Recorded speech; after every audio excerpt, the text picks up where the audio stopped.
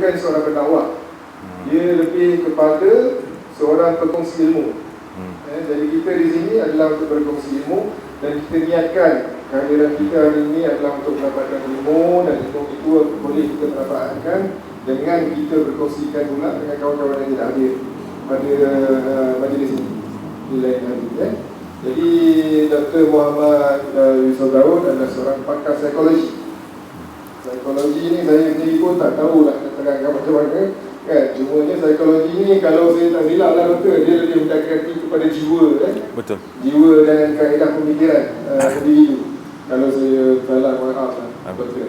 Jadi tanpa melengahkan masa lagi, nanti sekali saya kata tanpa melengahkan masa lagi, saya serahkan mikrofon kita kepada doktor. Sekejap doktor, sekejap. Boleh. Saya dah nampak, minta maaf lah, saya ni tak biasa jadi moderator. Biasanya Tuan Haji Ramlani kita jadi. Jadi hari ni saya nak menyatakan, usually we do this talk in English, but it depends on the audience as well. Jadi maksudnya kita, oleh kerana ini adalah satu program santai, kita tengok audience, cita rasa audience. Jadi kalau audience kita lebih selesa berbahasa Melayu, kita berbahasa Melayu. Kalau audience kita feel more comfortable to have the program in English, kita berbahasa English. Dan dari segi soalan juga nanti adik-adik, tuan-tuan, puan-puan semua boleh bertanya sama ada dalam bahasa Melayu ataupun dalam bahasa Inggeris atau dalam bahasa Arab. Tiga-tiga bahasa kita boleh, insyaAllah. Jadi itu pesanan penanya tadi. Pesanan penanya. Jadi saya teruskan dengan beri mikrofon kepada doktor. Bismillah. Terima kasih. Bismillah, alhamdulillah, nahmaduhu wa nasta'inuhu wa nastaghfiruh wa na'udzu billahi min syururi anfusina wa min sayyiati a'malina, may yahdihillahu fala mudilla lahu wa may yudlil fala hadiyalah, wa nashhadu an la ilaha illallah wahdahu la syarika lah, wa nashhadu anna Muhammadan abduhu wa rasuluh. Assalamualaikum warahmatullahi wabarakatuh. So nak dalam bahasa Inggeris atau bahasa Melayu? Boleh. Campur-campur kat ni. Allahu Akbar, masya-Allah. So glad to be here today. Terima kasih kepada pihak penganjur, the organizer, for inviting me for the second time. I was here the first time talking about gender, but it wasn't really about gender, it was about LGBT, because that was my field during my PhD. So as mentioned by our moderator just now about psychology. Psychology is not a mind reader, because I usually get this when people ask me what do, I say I'm doing psychology, and then people start to, oh, you can read my mind. No, I don't read people's mind, I understand people, I understand the soul of human. So it has been my interest since I was in secondary schools. Daripada sekolah menengah lagi saya minat psikologi. So I pursue after my SPM, I entered UIA. I did my bachelor degree in psychology, alright, my master's in counseling, and my PhD in psychology again. But this time for my PhD, I'm focusing on LGBT. Timely, right? Isu panas sekarang ni dalam negara LGBT. So alhamdulillah, it has, it is Allah's plan that He triggers me to do that topic, for basically to counter the false ideas that we have been, inculcated all this while. So I will touch on that. I will mention about LGBT, but basically the topic today is God and happiness, Tuhan dan kebahagiaan, the psychology behind disbelief. Psikologi di sebalik kenapa orang tidak percaya. When we talk about disbelief, usually what comes to our mind is atheism. Betul? Kita fikir orang yang tak percaya Tuhan. What else? Yeah, usually that what comes to our mind, right? Kalau kita cakap pasal orang yang tidak percaya adalah orang yang tidak beragama, atheist. But you should know nowadays atheism has evolved into neo-atheism, whereby it is not necessarily about not believing in God at all. It is about lack of belief in God. Bukan sekadar tak percaya Tuhan, tapi kurangnya kepercayaan kepada Tuhan. Still in the name of atheism, but lack of belief, bukan tak percaya langsung, ya. So my topic today is all about that. I'm focusing on kenapa orang jadi tak percaya. I believe nowadays it is very easy for you to find your Muslim friends just like this who has akidah problem. I was born in 1980. Whereby problems like this is unheard of. It's unheard of. As soon as we entered the phase where internet is available to all of us, where we can absorb ideas from other perspectives. Believe me, I've met a lot of people just like this. Kacang, mudah sangat nak jumpa. And I believe among of you here probably have friends who are having this kind of problems. That also I will touch later in my talk. So basically, what is this topic about and what it is not? First of all, when we talk about disbelief, you must be expecting, this speaker will be talking about philosophy. No, I will not be talking about philosophy. It is a boring subject. I'm not interested in philosophy. But for my PhD, I have to learn, and somehow it gives some benefits for me. It is what we call a field of study where you have to relate yourself to the realm of reality, which sometimes makes you stumble. You can't really understand. But I try to make it easy, because during my PhD, I have to study phenomenology. It is a philosophy, and I must tell you, it's like but I have to. So I have to read this book. I have to read this book by I forget the name. Amadeo Giorgi. I have to read his book like 3 times to grasp the idea of phenomenology. That's why I don't want to bother you with all this philosophy thingy in this talk. Alright? Basically, it is about sharing of experience, meeting with problematic Muslims, and what can we learn from them. Basically, saya akan nanti cerita tentang pengalaman saya berjumpa dengan orang-orang yang ada masalah akidah. People who disbelieved. After believing, they disbelieve. Why? Alright? And this talk also not necessarily about atheism. Okay? If you are expecting atheism, yes, you are right. But I will also talk about agnosticism.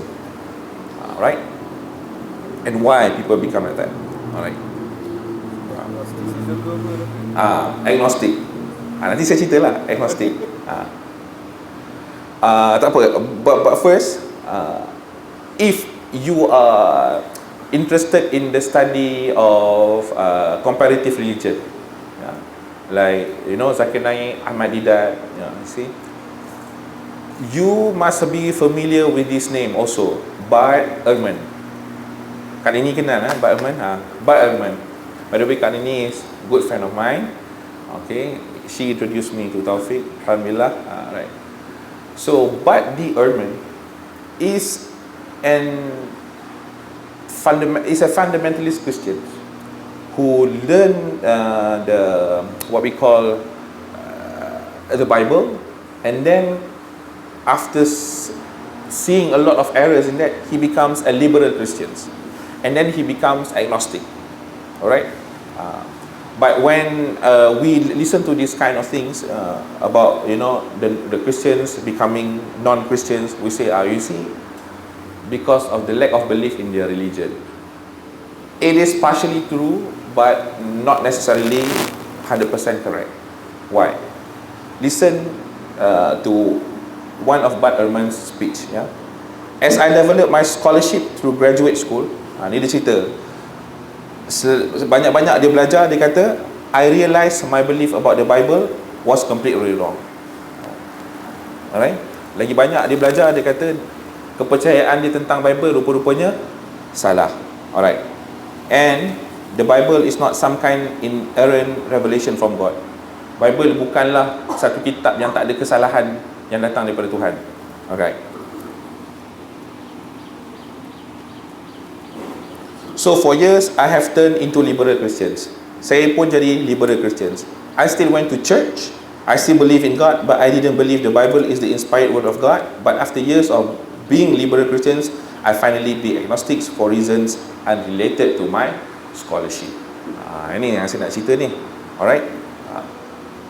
Dia kata selepas dia jadi liberal Christians, dia up lagi sikit, jadi agnostic. Alright.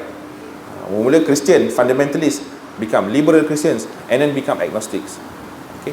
He became agnostics, the reasons not related to his scholarship, because of he has found errors in the Bible. No, not because of that. Alright. Reasons having to do with why there is suffering in the world. Sebab utama is why there is suffering in the world. When, if there is God, is there who is in control? I have heard people say that I went from being a fundamentalist to being an agnostic because the problem in the Bible. Ramai orang bercakap-cakap bahawa saya menjadi agnostik daripada Christian kerana kesalahan-kesalahan dalam Bible. Dia kata tidak. I was an open-minded liberal Christian for years, and it was really a problem of suffering that creates the bigger issues for me that led me to acknowledge that I'm an agnostic. Alright. Agnostic ni adalah satu kepercayaan yang mana the believer believe in God, alright, but does not believe in a systematic religion. We have a lot of our friends like this, especially among non-Muslim. I believe in God, but God created this earth, everything, wonderful planets and stuff, but He is not as involved as you Muslim believe. He is not as involved. Means He is there. I do believe in God, but He is not as much involved as you believe, as what Muslim believe. So go back to Pak Herman, ya.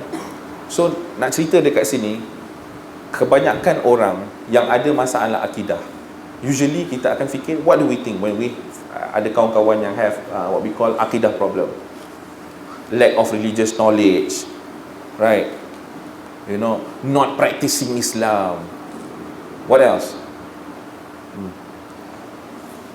Tak bercampur dengan orang yang baik, not mixing around with good people or practicing people.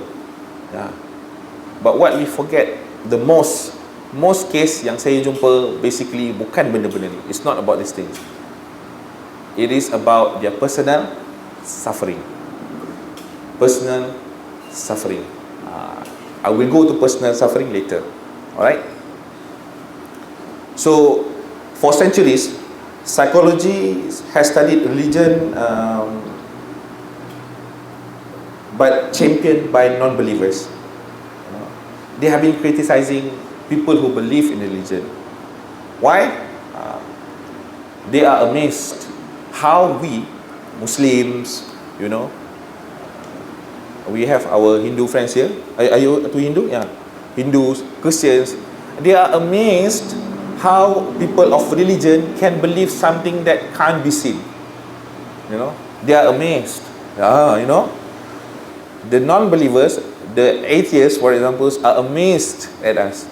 Why? Because we believe in things that is unperceivable, that can be sensed via our five senses.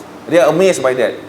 So we are just like, a guinea pig for them. We must study these people because, they are weird, say, them among their fellow scholars, who think that they are very intelligent, But they forget one thing, They always look at us as people who believe, while ignoring that they are also a believer. They are also believers. They look at us as a believer that deserve some kind of special studies, put us under microscope, for instance, because they think that we are special, because we believe in unseen things. They forget when they said that they don't believe in God, when they say that they don't believe in religion, means they are also believing in something. We believe in God. They say that no, we don't believe in God. Okay, so you don't believe is actually a belief. Why? Because they don't believe in God means they believe that there is no God. So it is a belief. So if we believe in something that cannot be that can't be perceived and need to be studied, you too must be put under study, because you believe in something that is illogical. I'll show you later why it is illogical. Imagine you enter into a classroom, alright? There's a whiteboard in the classroom and there is a painting, someone take a marker, someone has, took a marker and draw, for example, an elephant, big elephant. Okay. We tell an atheist friend or friend who disbelieves in God, and we say that, this drawing happened by itself. Do you think he or she will believe in it? Dia percaya ke? Satu hari masuk dalam kelas, okay, dalam kelas tu katalah ada orang dah lukis satu gambar gajah. Alright? And then kita cakap dekat kawan atheist kita, you tahu tak, ini kan kita masuk-masuk aja, it is there already. No one, lift up the marker pen, no one make a lines and form a shape of an elephant, no one. You rasa dia nak percaya tak? No, dia orang balik. Why? Why? Because sangat tak logik for things to happen by itself. Yeah. Even as simple as a drawing of an elephant. Even though people who are atheists, they always stress on empirical evidence. Empirical means you tengok betul-betul tu, you nampak ada orang lukis, that is empirical. But when it comes to this, they will say that although we don't have an empirical evidence to say that the drawing has been, sketched by someone, it is rational to believe that someone must have sketched it. Because how else would it be there if no one has, sketched it? Alright? Okay. Now, we say to them, so you think that we need to be studied just because we believe in God, and you don't.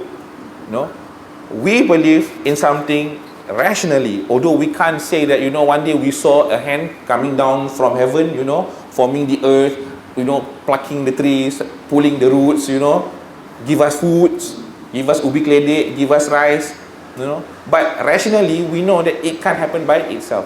Which one is much more easier? The drawing on the board or this whole universe? Which one is more easier? That one. Even the drawing, which is so much easier, damn easier. Still, these people who disbelieve say, no, it can't happen by itself. Someone must have drawn it. Someone must have sketched it. Let alone this planet. Yet, they have the guts to say that we are the one who are problematic. You see? How crooked we have become. How crooked we have become. That's why this reminds me of one hadith from Rasulullah SAW. Towards the end of time, as we are approaching the end of time, what would happen? Yusaddiqul kadhab, or yukadzibus sadiq. Orang yang betul akan dianggap salah, dan orang yang salah akan dianggap betul. And these people who disbelieve thinks that they are thinking rationally, academically, intelligently, especially when they speak English. Yeah. That is also one psychological thing, about speaking English. When people speak English on stage, wearing this modern attire, suits and stuff, and talking about God, people will like, oh, must be true, Wait for a while. Imagine that person, the same person, speaking Tamil. Do you get the same impact? Suddenly, no. Why? Betul tak? We have this, what we call psychological sickness of worshipping the whites. Whatever the whites do, whatever the whites say, must be correct. That's why we absorb their ideas like cotton absorbing water. Yeah. It happens here in Malaysia. You speak English, people will look at. I have this experience many times. Because I like to wear, share a lot. At home, I wear jubah. So I went out, sometimes I wear jubah, kain plekat, People will look with this face, people think Bangla mana lah ni, But the moment someone called me and we spoke in English, we speak in English, the way they look at you suddenly become different. Like, oh, I had this experience when I went to UiTM Rauk, you know. Wow. Can you be able to listen to me? Okay. So, saya pergi UiTM Rauk. Dalam bas, I'm wearing kurta with trousers isbal, you know. I flip the end. Everybody was looking like, you know, mangla mana lah kan. I don't know. Suddenly, a student of mine called on phone, asking about assignment. And we spoke in English.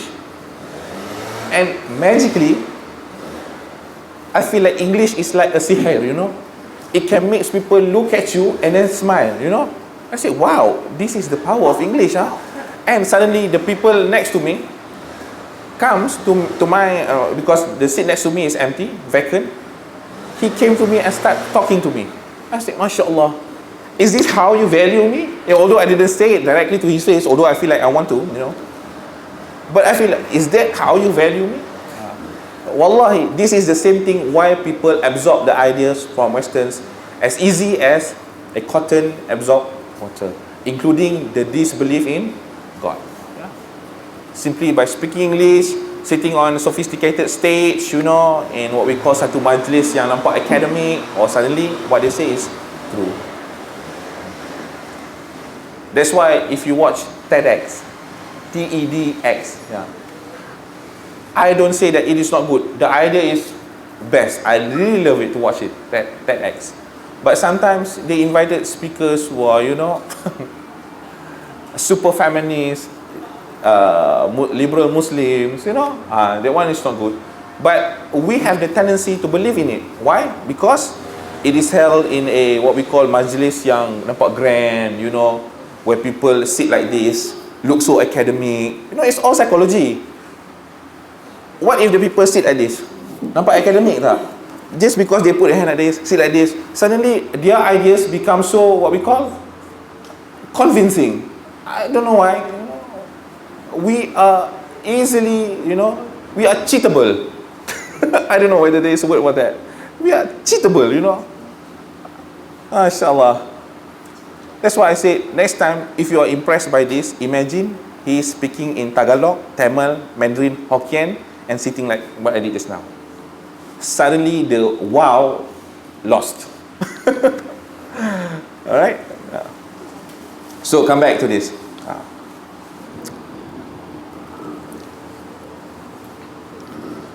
So psychologists, they have criticized religion negatively, you know. For example, Ludwig Feuerbach, this is staunch atheist, yeah? He says that what man misses, whether there be articulate and therefore conscious and unconscious need, that is his God. Man project his nature into the world outside himself. Ludwig Feuerbach ni dia kata apa? Kita ni ada deep keperluan dalaman. Masa kita kecil, kita nak makan, nak berak, nak kasih sayang ibu. And we project that needs to our outer world. Okay? Hence creating the image of God within ourselves. This is according to Ludwig Feuerbach. According to Ludwig Feuerbach, there is no God. We created that from our childhood wishes, fantasies, whims, and desires. We project our desires, our whims, our wishes, our fantasies, which basically stems from our childhood, into our outer world, and hence we create the image of God within ourselves. Freudian theory. Freud. Have you guys heard of Freud? Pernah dengar Sigmund Freud? Tak pernah kan? Sigmund Freud ni dia bapa psychology, Western psychology. If you learn about theory of psychology, the first face you will see on the textbook after the author is his face. Sigmund Freud. So Sigmund Freud is a psychologist. He came with stages of life. Dia kata hidup kita ni ada stage-stage yang tertentu. Starting from oral stage sampai oral, phallic, latency, genital, lupa dah. Final stage, alright? So the third stage is the Oedipus complex. Phallic stage. Phallic stage, this is something weird about his theory, because he likes to talk a lot about sex. And because of this, a lot of his students departed away from him. So he said, on the third stage of our development, during the phallic stage, where our center of pleasures lingers around our area tu lah, area kemaluan tu. Usia di mana kita punya center kenikmatan tu, kita selalu duduk gentil-gentil kat situ lah. Faham kan cakap lebih-lebih kan melucah pula. So dia kata waktu tu kita ada satu psychological experience called Oedipus complex. You dengar pelik tak peliknya teori dia. What is Oedipus complex? It is a stage where you have the tendency to banish your father in order to attain your mother's love. This is, according to Freud, the stage where you primarily develop belief in God. Who is your God during your childhood? According to Freud, is your father. You see your father as the stumbling block that hampers you from getting your mother's love. So you know that you are weak. You can't fight your father. So the only choice you have is to abide by his rules. You know? So hence, that's how we believe in God according to Freud. Via the image of our father. Daripada image bapa kita.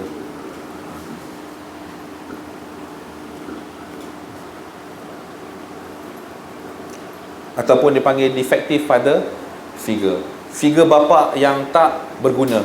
Alright?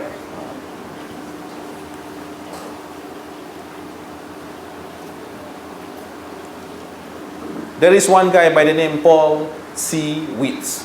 Paul C. Witz. He was a Christian and then became an atheist, and then he converted back to Christianity. He wrote a book about the experience of people who apostatized from Christians, who apostatized from Christians and become atheists. This book is called Faith of the Fatherless. Iman orang yang tidak ada bapa. Alright, I will touch about this later, pasal tak ada bapa ni. Alright. So Paul C. Witz kata apa? Atheism is superficial, irrational, and largely without serious intellectual and moral justification. Yes. For me, it is basically emotional, all emotional. Kita ada figure-figure dekat Malaysia ni kan, yang I malas nak sebut sebab kita tengah live. So you know lah, that lady, kakak tu kan. Famous dia. Baru-baru ni dia buat keluar kenyataan, dia kata kita solat gerhana tu amalan pagan. I think you know lah who. Amalan penyembah berhala. I think you guys know who she is. Alright. So basically kita tengok dia macam bijak pandai, but no, basically emotional. I tell you later why.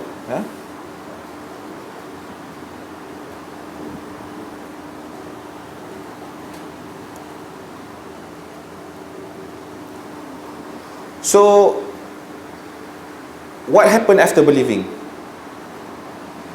What happened to these people after disbelieving? For example, if he is a Muslim, he choose not to become a Muslim anymore. Dalam arti kata lain, murtad, riddah. Is he becoming any happier? Is she becoming any joyful in life? No. Problem is not solved. Apa yang dia cuma dapat ialah kepuasan dapat balas dendam. Itu sahaja.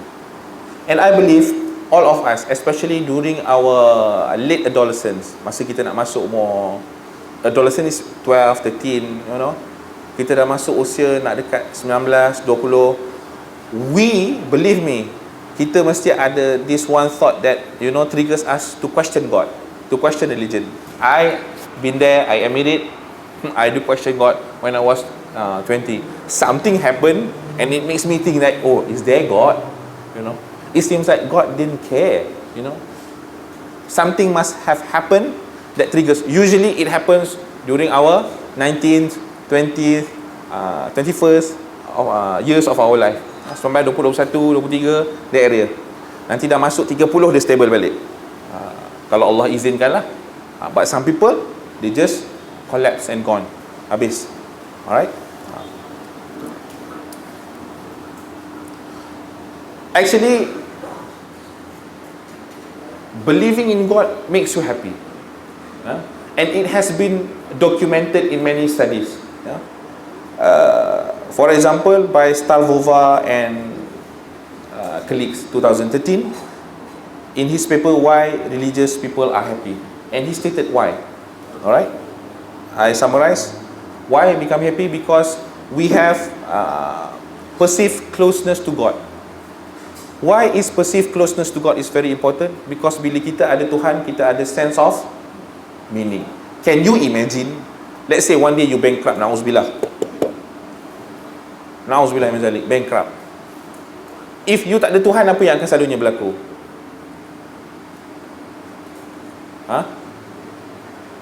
Minum racun contohnya, hang yourself, terjun jambatan. Why? Tak ada sense of living anymore. Why? There is no God. You tak believe in Tuhan. That's why you see paling banyak bunuh diri dekat Malaysia bukan orang Muslim. People from other race. Yeah, we know it's sensitive, but we have to say it. If people keep saying that, believing in religion is not good, it is good. It gives you sense of meaning because it gives you God. Jepun banyak bunuh diri because although Jepun, people say Shinto bukannya established religion macam Islam, Hindu, Christianity. It's just like a belief, and most people there, they don't practice it. Especially young people, youngsters, they don't practice it anymore. That's why dekat Jepun banyak kes bunuh diri. No sense of meaning. If bad things happen to us, kita akan selalu sebut apa? Ini adalah ujian. Betul? The word ujian, the test, comes from where? Allah Ta'ala revealed in His book, preached by His Prophet SAW. So we have that sense of meaning because first we connect to Allah Ta'ala. It gives us meaning. That's why when bad things happen to us, we don't take extreme measures of harming ourselves. Although some of us may do so, but a lot of us, majority, we calm and we start to pujuk diri kita and say that this is the test from Allah Ta'ala. Allah is preparing something better for me. We have this, projection of what's coming in the future because we have the belief in God. If people don't believe in God, how do you think would they find meaning in negative occurrences in their lives? They don't have anything. Tak ada apa-apa nak disandarkan. You see? First. Second, motivational support. Because in Islam, we have congregational prayers. Islam encourage us to be in jama'ah. That's what gives us motivational support. It gives us sense of society. That's why Islam suruh kita sembahyang berjemaah yang lelaki. Suruh sembahyang berjemaah. So when we sembahyang berjemaah, it's not only about the spiritual benefit is there, but it also benefits you socially. It gives you a sense that I have someone to rely if something happens. You tengok beza orang yang tak pernah pergi surau, tiba-tiba ada kematian dalam family dia. Imagine macam mana muka dia nak jumpa Tok Imam. Tok Imam ada kematian kat rumah. Dia nak jumpa imam pun malu sebab tak pernah nampak dekat masjid, tak pernah nampak dekat surau.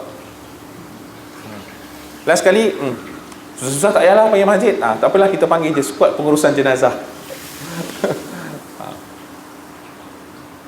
Tapi kalau orang dah biasa dekat masjid, selalu connect themselves with the Muslim community, it's very easy for you to sometimes seeking help even in the, benda-benda yang trivial, benda-benda remeh pun boleh.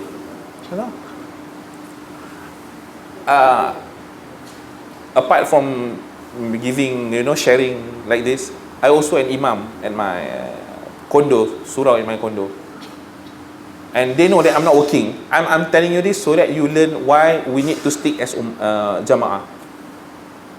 So not earning so much, and they have seen me, not coming to surau for a while because I, to earn a living, I become a driver. Bukan cab lah, bukan Grab driver. I had my friend to travel from Cameron to KL, So they asked me, we've seen you sometime lost, not attending the surau. How have you been? I say, yeah, I'm well, but I'm jobless right now, so I don't have money. And you know what? They collecting money from me. Oh my God, masya Allah. I'm not asking. Oh no? I said, never mind, I have enough. Because duit tu boleh pakai untuk benda lain, kan? But they are collecting it for me. I said, no, Alhamdulillah. I appreciate your gestures, but Alhamdulillah, I have enough. Alhamdulillah, Allah have provided me enough. Alhamdulillah. Use this money for something else. But I want to tell you, if you have this, sense of, if you gather around Muslim community, jamaah, you develop a sense of security. So kalau you susah hati pun, you ada orang yang nak cerita, kan?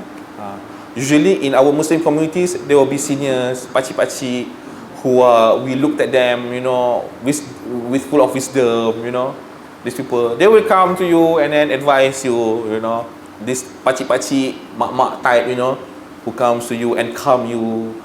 It's very nice. How are you going to attain that? You have to be in congregation, you have to be in jama'ah. This is what religion can do and offer for you. But if you don't have this sense, when you disbelieve in religion, you disbelieve in God, where is your source of human strength? Where is your source of community strength?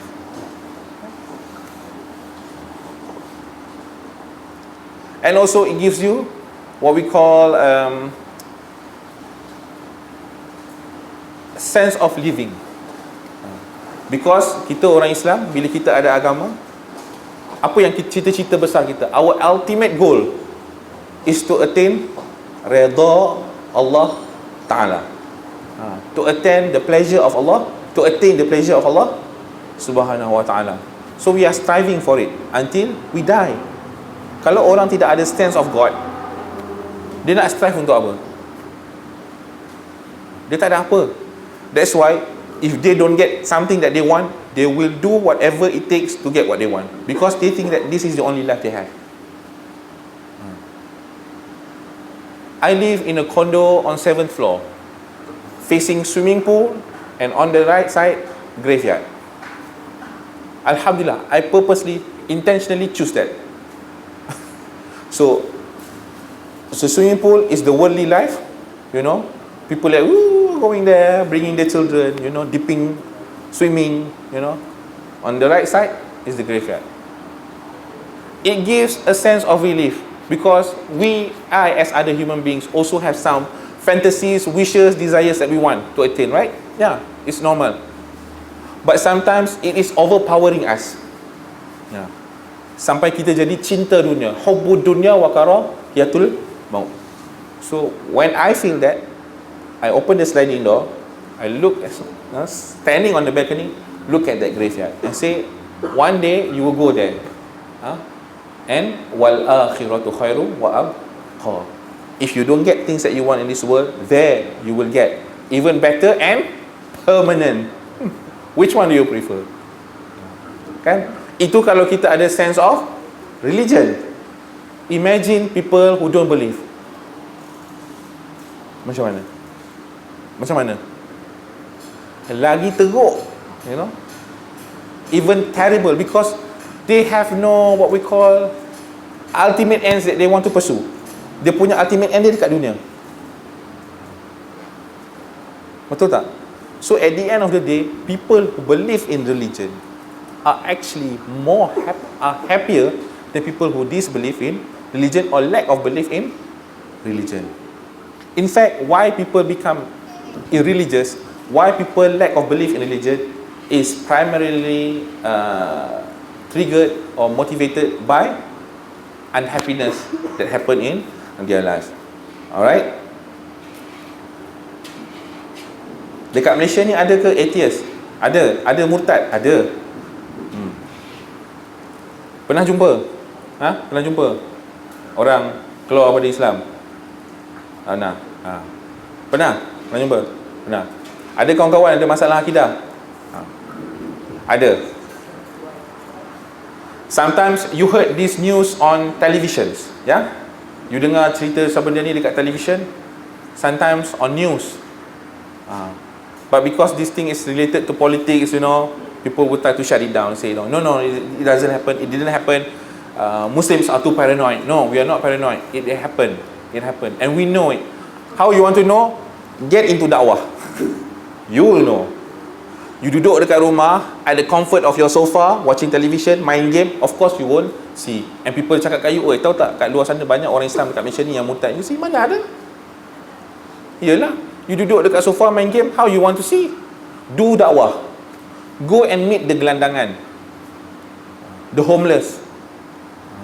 Go and meet the maknyah, the transgenders who are selling sex for living.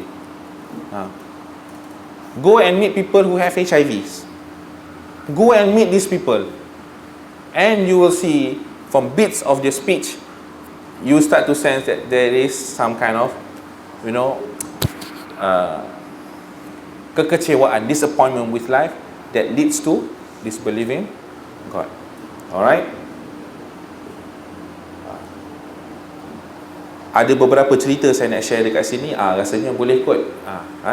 Sebab cerita-cerita ni sensitif, so kita kena turn off the live sekejap.